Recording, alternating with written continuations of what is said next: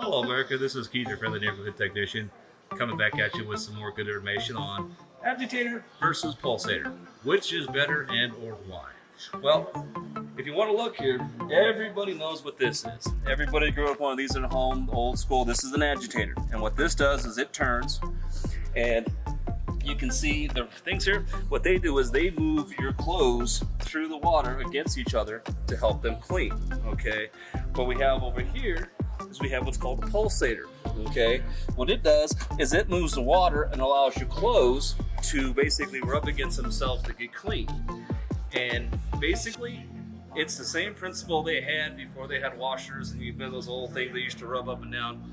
It's the friction of the clothes against each other what actually does the cleaning, okay? Now, with the old agitator, it's a little more of a aggressive cleaning because the clothes are being forced together. As the agitator turns, it basically throws the clothes together, rubs them together, causes them to clean themselves, okay? Where the newer technology now is going to what's called a pulsator. And we've all seen these ones that don't have it. All they have is the thing in the bottom here that just basically turns. And what that does is that turns the water in the machine, okay, which then allows the clothes themselves to rub each other to get clean. The non-pulsator is actually much better for lighter clothes, okay? Because everybody's seen when they pull something out of the washer, that shirt has been stretched. Well, that's because somewhere in here, your shirt got caught and it got pulled, okay? Whereas if you have a pulsator, there's nothing for it to catch on, so therefore it's basically just clothes on clothes, okay? Now, me personally, I have an agitator in my house because I have t-shirts, jeans, heavy clothes. I get dirty, okay? I'm the guy rooting around underneath fridges and behind stuff that I get dirty, so when my clothes are overly dirty, okay? My brother is a salesman, okay? He wears nice clothes, he doesn't get nearly as dirty, so he, as a result, has a pulsator, okay?